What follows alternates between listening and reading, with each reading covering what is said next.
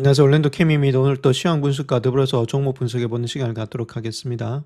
자, 오늘 시장을 볼 것 같으면 거의 다가 좀 많이 빠졌는데 특별히 나스닥이 한 1.47%로 큰 폭이 많이 빠졌죠. 자, 호재를 갖다가 지금 거의 악재로 바라보고 있다. 이렇게 보면 되겠고, 근데 실적이 뭐 TSMC 이런 것들 실적이 좋았음에도 불구하고 자본 지출이 또 많이 늘어난다. 자, 그로 인해서 좀 많이 하락되는 모양이 있고, 아무래도 지금 이제 기대치가 너무 크니까 약간의 미스만 나더라도 지금 이제 하락되는 모양이 있었다. 자, 그런 것들이 전반적으로 안 좋았다. 그래서 반도체 중심으로 계속해서 하락되고 있었고, 마이크론 테크놀로지 이런 것들은 좋은 소식이 있음에도 불구하고 또 호재를 갖다 악재로 다 반영되면서 계속해서 일단 반도체가 큰 폭의 하락되면서 전반적으로 시장을 끌어내렸다. 자, 그렇게 보시면 되겠습니다. 자, 오늘 하루 동안 맵을 보시게 되면 가장 많이 하락했던 것이 반도체 중심으로 장이 하락을 많이 했다. 이렇게 보시면 되겠죠. 엔비디아가 2%, 브로드컴이 5%, 마이크론 테크놀로지가 5.65, 그 다음에 AMD가 5.3, 인텔이 5.8 정도 되고 있고, 반도체 장비도 많이 하락을 했고, 샌디스크라든지 웨스턴 디지털, 델 이런 것들 거의 다가 하락했습니다. 컴퓨터 쪽에도. 자, 거기다가 일단은 오늘 구글이 많이 하락했는데, 제미나이 출시가 약간 3.5 출시가 약간 늦어진다. 자, 그것도 일단 깊이 들어가 보면은, 저것도 일단 좀 플러스 건데, 다 호재가 악재로 다 반영이 되었고, 자, 메타, 그 다음 아마존, 이런 것들이 거의 다가 하락이 됐죠. 그 다음 마소라든지 애플 요쪽만 좀 상승됐다 해서 소프트는 좀 상승되면서, 소프트가 상승될 때, 자, 보통 보면 반도체가 계속해서 하락되는 모양이 있죠. 왔다 갔다 하면서 그렇게 형성이 되고 있고, 오늘 장에서는 헬스케어라든지 이런 종목들이 있죠. 에너지라든지 컨슈머 디펜스, 즉 다우 종목으로 좀 상승이 일어났다. 그래서 장이 좀 왔다 갔다 하면서 계속해서 토스가 되고 있는 가운데 있다. 이렇게 말씀드리겠습니다. 자, 러셀도 한번 보겠습니다. 러셀도 일단 반도체 중심으로 좀 많이 하락이 됐다. 이렇게 보시면 되겠죠. 그 다음 헬스케어 쪽이 좀 많이 하락이 됐고, 은행주 이런 것들은 파이낸셜은 좀 상승이 됐습니다. 그래서 더 공통점이 되고 있는 것이 반도체가 계속해서 하락되는 모양이 있는 것이 현재 러셀이라든지 S&P 500이다. 이렇게 말씀드리겠습니다. 자, 하루 동안의 퍼포먼스 한번 보시게 되면 장이 좀 많이 왔다 갔다 하고 있죠. 즉 말해서 컨슈머 디펜스, 리얼 이스테이트, 헬스케어 이쪽으로 일단은 플러스가 되면서 11개 섹터 중에서 한 6개는 상승되고 있고, 그 다음 테크놀로지, 커뮤니케이션 서비스 이런 4개, 5개는 좀 하락이 되고 있다. 전반적으로 봐서 아무래도 장 자체가 완전히 무너진 건 아니고 시장의 유동성이 왔다 갔다 하고 있다. 자, 그렇게 보시면 되겠죠. 자, S&P 500의 지수 한번 보겠습니다. S&P 500은 쌍바닥 치면서 계속해서 뭐 21선, 51선 위에 있죠. 아직까지 플랫되고 있으니까 요거 자체는 뭐 직전 고점을 돌파하지 못한 가운데 있고, 조금은 기간 조정이 필요한 그런 장세가 되고 있다. 이렇게 보시면 되겠고, 자, 다우도 마찬가지죠. 뭐 큰 폭의 하락은 없겠고, 자, 러셀도 그 비슷하게 옆으로 눕는 가운데 있습니다. 자, 근데 나스닥만 조금 일단 하락이 되는 그런 모양이 되고 있죠. 주가 자체가 고점이 좀 낮아지는 그런 모양이 있다. 이렇게 보시면 되겠고, 자, 이런 것들도 그 길게 보시게 되면은 아무래도 이렇게 박스권에서 움직이는 장세가 되지 않겠는가, 긴 좀 횡보세가 되고 있다. 이렇게 보시면 되겠죠. 그래서 변동이 상당히 커지면서 왔다 갔다 하는 그런 장세가 7월달, 8월달 정도가 계속해서 일어나고 있다. 이렇게 보시면 되겠죠. 자, 그 중에서 우리가 하나 봐야 될 것이 이제 삭스 지수인데, 반도체 지수가 얼마만큼 잘 가느냐인데, 반도체 지수에서는 아무래도 수급으로 움직이는 경향이 좀 많이 있다. 이렇게 보시면 되겠죠. 자, 그런 가운데 있기 때문에 주가가 그렇게 많이 못 가고 있고, 자, 펀더멘탈이 그렇게 나쁘지 않음에도 불구하고 수급으로 계속해서 수급상에서 매도세가 계속해서 들어오고 있는 것이 반도체 지수가 되지 않겠나. 자, 그렇게 보여주고 있죠. 자세히 보시게 되면 다른 것들은 문제가 없는데, 자, 요거 같은 경우는 지금 헤드앤숄더가 이렇게 나타났다. 이렇게 말씀을 드렸죠. 그래서 직전 저점에서 오늘 장에서도 어느 정도 반등이 됐어야 되는데 또 다시금 내려오면서 100일선에 형성되고 있다. 그래서 530불이 또 깨지게 되면 주가는 좀 더 많이 흘러내릴 수가 있다. 이렇게 보면 되겠죠. 그래서 좀 수급상의 문제가 되고 있는 것이 반도체가 되지 않겠는가. 그 이유는 좀 하락이 되고 있으니까 사람들이 계속해서 매도를 친다는 거겠죠. 차익 실현이 계속해서 나오고 있다. 해서 그거를 받아줄 세력이 많이 없으니까 주가가 올라가는데 좀 한계가 되고 있다. 이렇게 보시면 되겠습니다. 자, 그래서 현재 마이크론 테크놀로지 이런 것도 보면 거기다가 헤드앤숄더가 나타나고 있죠. 그래서 넥라인은 지키고 있는데 여기까지 깨지면 좀 더 하락세가 심해질 수 있다. 이렇게 말씀드릴 수가 있겠고, 자, 이런 것들이 메모리 업체에서 거기다가 나타나고 있다. 이렇게 보시면 되겠죠. 샌디스크 마찬가지입니다. 헤드앤숄더가 나타나고 있고, 자, 이런 식으로 형성되고 있고, 여기는 또 넥라인까지 좀 깨지는 모양이 있죠. 그래서 상당히 안 좋은 모양이 있습니다. 일단은 차트상에서 본다 하더라도 웨스턴 디지털 마찬가지죠. 헤드앤숄더가 나타나고 있다. 그래서 지금 이제 넥라인을 좀 깨는 모양이 있는데, 자, 이런 것들이 나타난 이유는 결국은 수급상의 문제지 이거 자체가 펀더멘탈의 문제는 아니다. 이렇게 보면 되겠죠. 그래서 많이 올라와서 지금 시장이 좀 불안하니까 금리 인상도 있고 이러니까 계속해서 물건을 털고 있다. 자, 그렇게 보시면 되겠죠. 자, 브렌트 오일 한번 보겠습니다. 오일 자체도 크게 문제는 없었죠. 0.38% 하락한 85불 때는 안 깨고 84.74달러 기록하고 있고, 자, US 오일, 크루드 오일도 마찬가지로 1.5% 정도, 1.05% 정도 하락이 되고 있다. 아직까지는 이런 것들이 좀 불안한 심리가 있으니까 금리 자체가 그렇게 내려가질 못하죠. 금리도 0.18% 정도 상승이 되고 있었다. 그래서 유가가 좀 불안한 점으로 인해서 금리 자체가 그렇게 올라가지 못한 모습이 현재 모습이다. 이렇게 보면 되겠고, 그 금리가 올라가니까 지금 비트코인 이런 것들이 가지를 못하죠. 비트코인이 좀 갔다가 다시 6만 5천대에서 또 저항받는 모양이 있다. 그래서 어느 정도 6만 대에서는 계속해서 좀 지지를 받아주고 있다. 이렇게 보시면 되겠고, 자, 그와 더불어서 지금 이제 달러 지수 있죠. 이거는 0.23% 정도 상승했다. 이렇게 보시면 되겠습니다.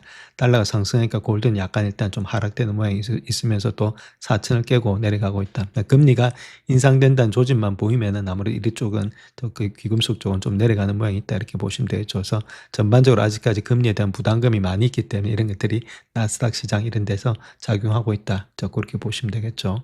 자, 오늘 시장이 안 좋았는데 안 좋았던 이유를 한번 보게 되면 기술주 폭락으로 인해서 주가가 좀 많이 하락이 됐고, 연준의 정책위원회에서 소폭으로 금리를 인상하겠다는 그런 전망이 있었죠. 자, 그런 것들 때문에 주가가 많이 하락이 됐다 이렇게 말씀드립니다. 자, 오늘의 시장을 한 두 가지 정도로 보게 되면은 가장 중요한 것이 TSMC 실적 발표가 있었습니다. 자, 그런데 자본 지출 전망이 좀 상향 조정됐죠. 그로 인해서 반도체주들이 거의 다 하락이 됐고, 또 연방준비총재가 소폭의 인상을 하겠다. 자, 그런 것들도 아무래도 심리에 많이 부정적인 영향을 미쳤다. 자, 그로 인해서 헬스케어 주식, 소비재 주식이 많이 급등을 했는데, 특별히 유나이티드 헬스가 실적 발표에 장을 이끌고 갔다. 그렇게 보시면 되겠고, 또 시장의 참가자들은 미국의 소비자 질주, 노동시장이 좀 강세를 나타낸 반면에 아무래도 중국의 긴장된 상황에도 촉각을 곤두세우고 있다. 이런 것들이 아무래도 시장의 상황이었다. 이렇게 보시면 되겠죠.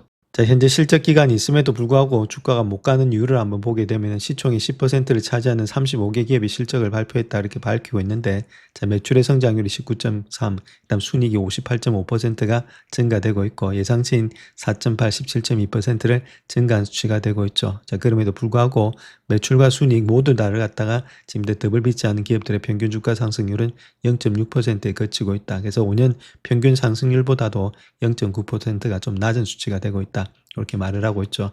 특별히 금융주 부분에서는 호실적과 매출에도 불구하고 평균 주가의 실적 발표 후에 0.3% 하락했다. 자, 그만큼 기대치가 상당히 높다는 겁니다. 자, 그렇기 때문에 그런 기대치를 못 맞추고 있으니까 주가가 올라가는데 좀 한계가 되고 있다. 자, 그렇게 이야기를 하고 있죠. 자, TSMC의 실적이 좋았음에도 불구하고 기대치가 얼마나 높은지를 알 수 있었던 이번에 실적 발표였다. 그렇게 밝히고 있는데, 자, 그 내용에 대해서도 한번 살펴보겠습니다. 자, 현재 TSMC에서 가장 일단 매출이 나타나고 있는 것이 HPC 있죠. 하이 퍼포먼스 컴퓨팅. 요거 고성능 컴퓨팅에서 이만큼의 매출이 일어나고 있다는 겁니다. 즉 말해서 AI 쪽에서 그만큼 많은 이익이 나타나고 있다 이렇게 보시면 되겠고, 그래서 특별히 20% 정도의 그로스 레이트가 QQ에서 나타나고 있다. 그 다음 오토모티브다 이렇게 말하고 있죠. 그만큼 이쪽에서의 성장이 가속화되고 있다. 자, 그때 이런 것들을 무시할 수가 없는데, 자, 그로 인해서 설비 투자라든지 생각했던 것만큼의 가이던스가 약간은 부족했다는 것들, 그런 것들 때문에 좀 하락이 됐다 그 이야기를 하고 있죠. 자, 인공지능 관련된 그런 초기 목요서를 보게 되면 월가는 이번 실적 발표 시즌을 긴장해야 된다 이렇게 말하고 있죠. TSMC라든지 ASML 모두 다 숫자적으로 상당히 좋았다는 겁니다. 예상치를 다 뛰어넘었는데, 이러한 수치만으로는 해당 종목에 대한 투자 비중을 늘리도록 설득하기는 충분치가 않다 그 이야기를 하고 있고, 자, 표면적으로는 강력해 보는 보고서도 있지만 한 가지 공통적인 요인은 눈에 띄는 것이 수익 기준이 지나치게 높게 설정이 됐다는 것들, 기대치가 너무 높다는 겁니다. 그래서 그걸 충족하기가 쉽지가 않다 그 이야기를 하고 있죠. 자, 그래서 TSMC에 있어서의 일부적인 측면에서 실망감이 있다 이렇게 말하고 있고, 자본지출 예산의 증액 자체가 아무래도 좀 의아하다 그 이야기를 하고 있죠. 그래서 자본지출과 생산 능력이 대폭 증가할 때는 경기순환주를 추격 매수하기보다는 매도해야 될 이유가 되고 있다. 매도세가 좀 나왔다는 것들, 또 ASML과 관련돼서는 2017년도에 북미 지역의 극자회선 EUV의 리소그래피의 설비 용량이 부족하다는 그런 단점으로 지적되고 있다. 그렇게 말을 하고 있죠. 자, 그런 가운데 이 때문에 반도체 지수가 상당히 많이 올라왔는데, 자, TSM이라든지 ASML의 사례를 시사한 바가 크다는 겁니다. 그래서 엔비디아라든지 마이크론 테크놀로지 같은 기업들이 반도체 시장 호황을 이어가려면은 완벽에 가까운 결과를 내놓아야 된다. 우리가 생각했던 이상으로 나와야만이 주가가 갈 수 있다 그 이야기를 하고 있습니다. 자, 현재 TSMC의 그런 실적을 통해서 앞으로의 프라핏 있죠. 그거 한번 보시게 되면 2016년도에는 아무래도 9만 4천 정도 됐던 것이 12만, 15만으로서 계속해서 늘어난다는 이야기입니다. 즉 말해서 설비 투자가 그만큼 많이 늘어난다는 이야기는 수요가 많으니까 지금 캐펙스를 갖다 투자해가지고 더 많은 이익을 남기려고 하는 건데, 시장에서는 안 좋게 호재도 다 지금 현재 악재로 받아들이고 있다 이렇게 보시면 되겠죠. 자, 오늘 소매 판매 한번 보겠습니다. 소매 판매는 0.2% 예측인데 0.2 그대로 나왔는데, 코어 리테일 셀 요거 자체가 좀 안 좋았죠. 했죠. 0% 예측했는데 마이너스 0.2로 나왔고 저번에 1보다도 좀 많이 낮아졌다는 것들. 그다음에 이니스 잡니스 크램 있죠. 신규 실업 전국 건수는 21만 6천 건 예측했는데 20만 8천 건으로서 이것도 좀 줄어들었고 그래서 고용은 그렇게 나쁘지가 않다는 겁니다. 계속 실업 전국 건수 마찬가지로 182만 건 예측했는데 108만 5천 건으로서 크게 나쁘지가 않았다. 자, 그렇게 이야기를 하고 있죠. 자, 오늘 시장에서 기술주가 또 하락했던 이유 중에 하나가 또 코딩 관련된 것이 중국에서 키미 K3 있죠. 요거 성능이 상당히 좋아한 거 아니냐. 자, 그럼에도 불구하고 자, 미국에서는 그만큼 돈을 투입하고 있음에도 불구하고 이렇게 이만큼의 성능을 또 내지 못하는 거냐. 딥시크 같은 거 제2의 딥시크가 되는 거 아니냐. 자, 그런 것들 때문에 시장의 기술주의 반응이 상당히 안 좋았다. 자, 그렇게 보면 되는데 자, 코딩 관련된 DBS, AWS, 이제 프론티어 이런 것에 있어서 3등을 하고 있다는 겁니다. GPT 다음에 지금 이제 엔트로피, 그 다음에 이런 것 다음에 자기들이 하고 있다는 것들. 자, 여기는 엔트로피 다음에 자기들이 두 번째로 하고 있다는 거겠죠. 터미널 브랜치라든지 이런 것들을 뭐 2등 하고 있고 여기도 1등이 나오고 있죠. 자, 그다음 얼마나 오랫동안 또 코딩 능력을 할 수 있느냐 그런 것들은 1등을 하고 있다는 겁니다. 그래서 전반적으로 봐서 좀 우수하게 형성되고 있는데 자, 아무리 미국하고 좀 비교해 봤을 때 좀 별 성능의 차이가 없다. 자, 그런 것들 때문에 기술주가 전반적으로 또 하락세를 이어가고 있다. 그렇게 보시면 되겠죠. 자, 마찬가지로 제너럴 에이전트 있죠. 여기서도 마찬가지로 키미 K3 이런 것들이 지금 세 번째, 두 번째, 여기는 첫 번째고 거의 다가 첫 번째, 두 번째가 되고 있다는 거겠죠. 거의 다 오픈 AI 아니면은 엔트로픽 다음은 거의 다가 키미 K3가 가져가고 있다. 비주얼 에이전트도 마찬가지로 두 번째 정도 되고 있고 이런 것들은 엔트로픽 다음이다 이렇게 보면 되겠죠. 상당히 성능이 고성능이 되고 있다. 그래서 딥시크 사태가 또 나오는 거 아니냐. 자, 그런 게 우려가 되고 있다는 거겠죠. 자, 현재 미국 주식 중에서 가장 많이 하락되고 있는 것이 모멘텀 스탁이다 이렇게 보면 되겠고 이런 것들이 하이베타죠. 베타가 높기 때문에 갈 때는 많이 가는데 내려갈 때는 한 20%까지 하락이 되고 있다. 자, 이런 것들이 D-Wave, 아이온큐 뭐 이런 것들이 있죠. 그 다음 나비타스 이런 것들. 즉, 적자기 비면서 적자가 안 나면서 스토리 같은 주식들이 엄청나게 내려꽂고 있다. 자, 그렇게 이야기를 하고 있습니다. 자, 미국의 금리가 내려가기 위해서는 누군가는 국채를 사줘야 되겠죠. 국채하고 일단 금리는 반별에 있으니까. 자, 그런 가운데 국채를 사줄 세력이 없다는 겁니다. 자, 일본하고 차이나 한번 보시면 차이나는 계속해서 팔고 있죠. 지금 이제 엄청나게 팔아제껴가지고 659밖에 안 남았고 자, 일본도 지금 이제 많이 갔다가 계속해서 팔고 있습니다. 그나마 지금 영국만 좀 사주고 있다 이렇게 보면 되겠죠. 그 정도로 3개월 동안에 일본의 국채 보유량도 960억 달러가 감소됐다. 그래서 한 1조 1,400억 달러 정도 되고 있고, 자, 2015년도 4월 이후에 최저치를 기록하고 있다. 이렇게 보면 되겠죠. 자, 아무래도 이런 것들이 일본의 엔화 가치 상승을 위한 대규모의 외환시장 개입에 필요한 자금을 마련하기 위해서 자, 아무래도 5월 달부터 사상 최대 규모의 국채를 매각하는 데 따른 것이 아니겠는가. 자, 그렇게 보여주고 있고, 중국 같은 경우는 뭐 계속해서 끊임없이 하락이 되고 있죠. 그래서 6,590억 달러에 기록했지만은 금융위기 이후에 세 번째로 낮은 수준이 되고 있다. 계속 팔고 이런 것들 다 금으로 돌리고 있죠. 자, 그러니까 다른 것보다는 이렇게 사줄 세력들이 계속해서 떨어지니까 금리 자체가 쉽게 내려가기가 쉽지가 않다. 그 이야기를 하고 있습니다. 저 오늘 구글 주가가 갑자기 하락했던 이유를 보게 되면 코딩 기능을 개선하기 위해서 노력하는 동안에 제미나이 3.5 모델의 출시를 몇 달 연기했다. 이것 때문에 좀 하락을 했고 그래서 오픈 AI와 엔트로픽은 계속해서 개발을 진행하고 있다. 그렇게 말을 하고 있죠. 그래서 약간 일단 하락세가 있었던 이유가 여기에 있었다. 자, 그렇게 이야기를 하고 있습니다. 자, 그래서 구글 같은 거는 2015년도 4분기에 2010년도 자본 지출이 1,750억에서 1,850억 달러에 달할 것이다. 그렇게 발표를 했고, 이는 전년도 지출의 거의 2배에 해당되는 금액이었고, 시장에서는 과도하다. 그렇게 평가를 했죠. 자, 그럼에도 불구하고 2010년도 1분기에 자본 지출이 357억 달러로서 2025년도 1분기에 2배 이상을 기록했고, 자, 구글은 즉시 연간 자본 지출의 전망치를 1,800에서 1,900 달러로 상향 조정했다는 겁니다. 순달 피차르 같은 경우에 있어서는 컨퍼런스 콜에서 수요를 충족할 수 있다면 클라우드 매출은 더 높아질 것이다. 자, 그렇게 언급을 했죠. 문제는 수요가 아니라 공급이다. 그렇게 말을 했고, 그래서 구글의 클라우드 수주 잔고가 4,620억 달러에 달하고 있고, 이는 한 분기 만에 거의 2배로 증가한 수치가 되었다. 경영진 중에서 50% 이상이 24개월 이내로 매출로 전환될 것으로 보여주고 있다. 이렇게 이야기를 했죠. 이 중에서. 그래서 구글이 2025년도에 체결한 10억 달러 규모 이상의 계약 건수가 이전에 3년간의 총합을 넘어섰다는 겁니다.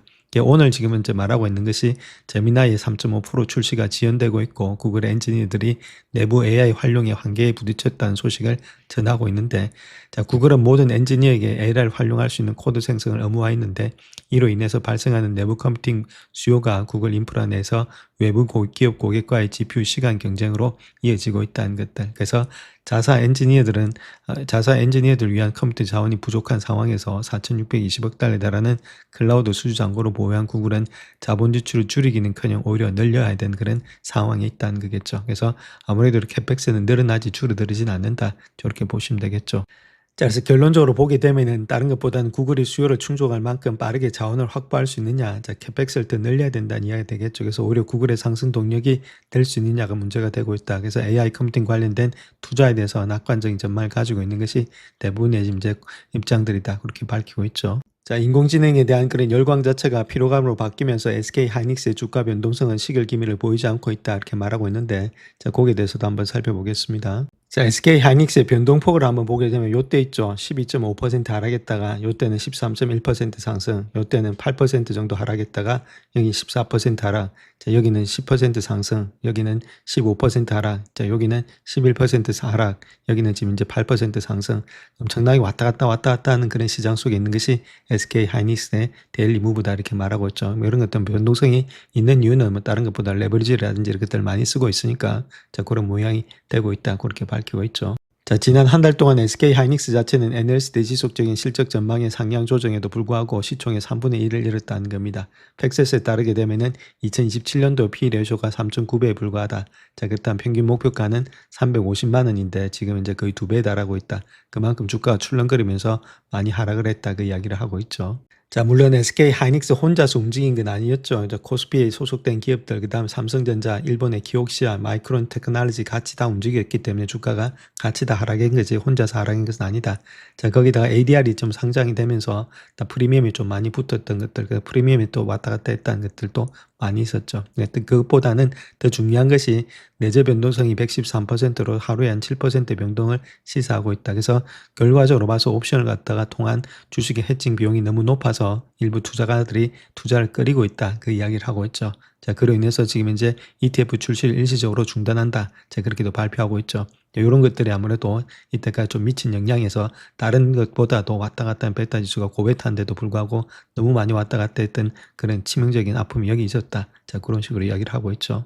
자, 그나마 한 가지 좋은 점은 일단 기준금리 자체를 25bp 정도 인상했다는 겁니다. 그래서 2.75%로 올렸다는 거겠죠. 금리를 인상했다는 말은 원화 가치가 좀 강하게 된다. 자, 그렇다면 달러에 대비해서 원화가 강하니까 외국인들이 조금은 들어올 가능성이 더 많아졌다. 그렇게 보면 되겠죠. 자, 그런 것들은 조금은 지금 이제 긍정적인 방향으로 보고 있다. 그렇게 이야기를 하고 있습니다. 자, 다음 마이크론에 대해서 이야기하고 있는데 시장에서 가장 중요한 주식이 되었다 이렇게 말하고 있고, 그렇다면 이제 걱정해야 될지, 자, 거기에 대해서 이야기하고 있는데, 투자자들은 기업 효과로 인해서 주가가 정점 현상을 우려하고 있지만 분석가들은 다양한 실적 시나리오를 고려해 볼 때 해당 주식이 여전히 저평가되어 있다. 자, 그렇게 이야기를 하고 있는데, 자, 그 내용에 대해서 살펴보겠습니다. 자, 오늘 마이크론 자체가 지금 이제 장기 메모리 계약을 체결했다 그렇게 말하고 있죠. 퀄컴과 하만 자체가 AI 기반의 차량용 부품을 공급하고 있는데, 자, 급성장하고 있는 자동차 AI 시장에서 공급을 확보하는 데 도움이 된다는 거겠죠.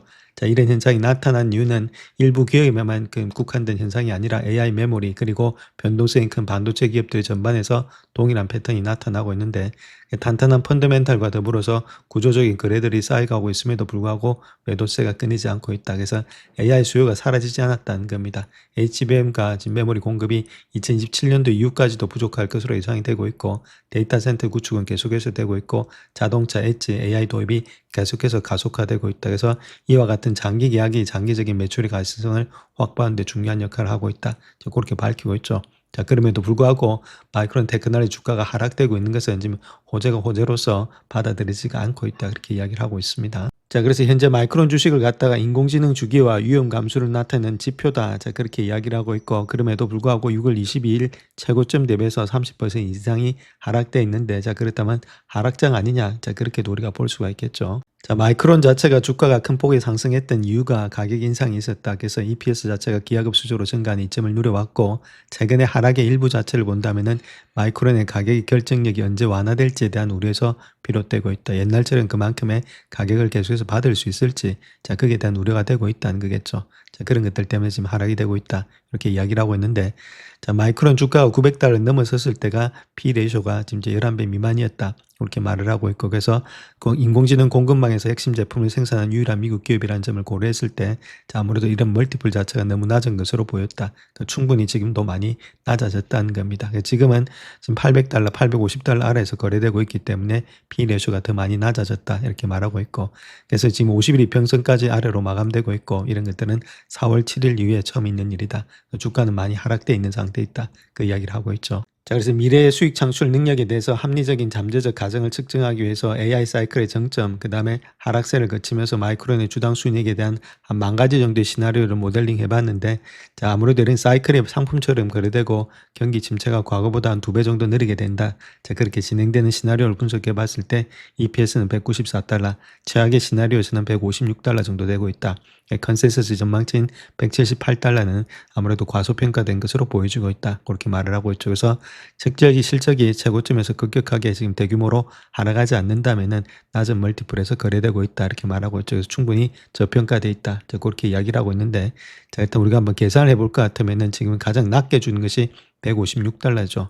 156달러인데 보통 이게 보면은 한 6배수에서 8배수 정도 받고 있는데, 자, 일단 6배수 정도 받는다. 자, 그렇게 했을 때라도 최악의 시나리오에서는 936불 정도 나타나고 있으니까 850불대 미만에서는 저평가돼 있다. 그 이야기를 하고 있습니다. 자, 그러한 긍정적인 전망에도 불구하고 주가 하락세를 막기에는 역부족이었다. 이렇게 말하고 있습니다. 마이크론 주가가 6.6% 정도 하락되고 있고, 또한 낸드 플래시 메모리 제조업체인 샌디스크 마찬가지죠. 마벨 테크놀로지도 큰 폭의 하락이 되고 있다. 거의 뭐 고점 대비해서는 30% 이상이 다 하락되고 있고, 자, 특별히 삭스 구성 종목 있죠. 반도체 지수에서 50일 이평선 위에 있는 종목이 13.3%밖에 되지 않는다. 거의 다 가진 반도체가 다 하락이 되고 있다. 이렇게 말하고 있습니다. 자, 거기다가 코이브까지 등장해가지고 아무래도 메모리라든지 스토리 칩 가격의 하락에 대비하기 위해서 파생 상품을 활용할 가능성이 있다. 자, 그런 것까지 하면서 전반적으로 하락이 되는 모습이 있었다. 그렇게 이야기를 하고 있죠. 자, 그래서 에버코어 ISI 같은 경우에 있어서는 메모리 가격이 정점에 가까워지고 있다. 그런 신호로 받아들이고 있다는 거겠죠. 그런 것들이 아무래도 주가에 상당히 많이 제약을 가지고 있는데, 자, 아무래도 특별히 일단 공급망의 점검, 장비 제조업체들의 의견을 인용하면서 D램과 낸드 모두 제약이 올해 말에 조금 더 악화될 가능성이 높다는 것들, 자, 이런 것들이 시장에서 상당히 지금 안 좋은 모습을 보여주고 있다. 그래서 좀 횡보세가 가능하게 되지 않겠는가 그렇게 보여지고 있습니다. 자, 그래서 2026년도 4분기 때가 아무래도 좀 피크가 될 것으로 보여지고 있다. 메모리 가격 자체가 그렇게 말하고 있고, 그래서 D램 가격 역시도 그때가 좀 피크가 되겠다. 자, 그런 식으로 모건 스탠리에서는 이야기를 하고 있습니다. 애플의 팀 쿡이 가격의 경쟁을 좀 낮게 하기 위해서 CSMT로부터 메모리 칩을 구매하겠다. 자, 그렇게 이야기를 했더니 미국의 로메이커스 있죠. 자, 의원들 자체가 트럼프 행정부에다가 강하게 압박을 넣고 있다는 겁니다. 지금 칩을 갖다 구매하지 못하도록. 자, 그런 가운데 있기 때문에 이런 것들은 뭐 쉽게 성사가 되기는 힘들겠죠. 자, 그렇게 되면은 아직까지는 지금 이제 그 3사 자체가 계속해서 경쟁력을 확보할 수 있다. 좀 그렇게 보시면 되겠죠. 자, 다음 제프리스가 할인된 가치를 이유로 추천하는 M7 종목이다. 그렇게 밝히고 있는데, 그래서 그 내용에 대해서 한번 살펴보겠습니다. 그 회사는 일단 아마존이다. 이렇게 밝히고 있죠. 자, 제프리스 같은 경우는 아마존에 대해서 매수 등급을 유지하면서 목표가 320달러로 제시하고 있다. 이렇게 말하고 있고, AWS의 수주 잔고가 1분기에 보고된 전년 대비 93% 성장해서 가속화돼서 5천억 달러 육박할 것으로 예상이 되고 있다. 자, AWS 매출의 지속적인 성장에 대한 확신을 주고 있다. 그렇게 말을 하고 있죠. 향후에 EV/EBITDA의 약 12배 수준에서 거래되고 있기 때문에 알파벳의 17개, 월마트의 19배를 합친 평균 멀티플 18배보다도 3분의 1, 즉 한 6포인트가 할인된 가격이다. 자, 그로 인해서 아무래도 추천 종목으로 밝히고 있는 이유다. 그렇게 이야기를 하고 있죠. 또한 올해 프라임데이 행사를 중심으로 실시한 685명의 쇼핑객 대상의 자체 설문조사에서 크게 의존하고 있는데, 조사 결과 54%가 나흘간 행사 기간 동안에 전년 대비 10% 이상이 더 많은 금액을 지출을 했고, 61%는 프라임데이의 재구매 고객인 것으로 나타나고 있다. 이런 것들도 문제가 없다. 이렇게 이야기를 하고 있습니다. 자, 그래서 분석가들은 그러한 지금 물가 상승에도 불구하고 지금 아마존 고객들이 아마존을 찾는 데는 변함이 없다는 거겠죠. 그래서 25%는 인플레이션 압력 속에서 최저가를 찾기 위해서 아마존에 더 많은 쇼핑을 하고 있다. 자, 그렇게 답하고 있고, 또한 현재 쇼핑객의 45%가 온라인 지출의 절반 이상을 아마존에서 하고 있는 것으로 나타나고 있다. 그렇게 말하고 있죠. 그래서 경쟁 측면에서 본다 하더라도 배송과 제품의 선택폭, 그 다음에 앱 경험 이런 것들의 측면에서 우위를 점하고 있는 반면에 월마트의 강점은 주로 가격에 국한된 것으로 나타나고 있다. 그래서 아마존은 배송, 제품 선택, 사용자 인터페이스 측면에서 강력한 경쟁 우위를 확보하고 있기 때문에 월마트의 강점은 가격뿐이다. 그래서 훨씬 더 경쟁력이 있다. 자, 그 이야기를 하고 있죠. 자, 제프리스는 또한 아마존의 AI 쇼핑 도우미인 루퍼스에 대한 초기 단계에 있지만 꾸준히 증가하는 참여도가 있다 이렇게 말하고 있고, 설문자의 57%는 해당 도구를 알지 못하거나 사용하지 않았지만은 사용해본 사람들의 80%는 유용하다 그렇게 답을 했고, 그래서 프라임데이 기간 동안에 더 많은 금액을 지출했다 그렇게 언급하고 있죠. 그래서 2분기 실적을 앞두고 세 가지 주요 사항을 주시하고 있는데, 첫째는 아마존의 올해 자본 지출 전망치인 2천억 달러의 상향 조정 가능성이 있는지, 자, 그와 더불어서 프리 캐시플로가 얼마 정도 될지, 엔트로픽이 10년 장기 투자의 약정 1천억 달러 정도 확대되고 있는데 AWS의 긍정적인 선행 지표가 되고 있는지, 셋째는 프라임데이 행사가 작년에 3분기에서 올해 2분기로 변경되면서 전년 동기 대비해서 실적 비교가 어려워질 위험이 있다는 점, 이런 것들이 있는데 결론적으로 더욱 어려워진 비교 대상에도 불구하고 논리는 변하지 않고 있다. 변화하는 펀더멘털에 따른 할인된 멀티플이 우리가 분석하는 대형주들 중에서 유리한 위험 보상 비율을 제공하고 있다. 그래서 아무래도 최고의 추천 종목 중에 하나가 되고 있다. 그렇게 이야기를 하고 있습니다. 그래서 이런 것들도 자세히 보시고 좀 빠진다면은 아마존도 역시나 마찬가지로 상승이 여러 개 있다. 이렇게 말씀드립니다. 자, 마찬가지로 차트를 보게 되면 M7 주식이 다시금 주목받을 준비가 돼 있다. 그렇게 밝히고 있는데, 자, 그 종목들을 한번 보겠습니다. 자, 그건 아마존 차트를 이야기하고 있는데 아마존이 일봉 차트입니다. 자, 헤드앤숄더가 역헤드앤숄더가 이렇게 나타나고 있죠. 그런 가운데 있고, 자, 이러한 저항대 지지대를 갖다 돌파하면서 올라가고 있다. 자, 그런 것들. 그 다음 뭐 RSI라든지 이런 것들도 상승되고 있고 MACD도 상승되고 있다. 해서 주가가 상승할 여력이 상당히 많이 있다. 자, 그런 식으로도 이야기를 하고 있습니다. 자, 그래서 아마존의 주봉 차트 역시도 기다란 장기 추세선에서 계속해서 지지받고 올라가는 가운데 있죠. 그런 가운데 있다면 아직까지 상승의 추세에 있다. 자, 그렇게 현재로서는 밝히고 있죠. 영상을 끝까지 시청해 주셔서 감사합니다. 영상이 도움이 되셨다면 구독과 좋아요 부탁드립니다. 감사합니다.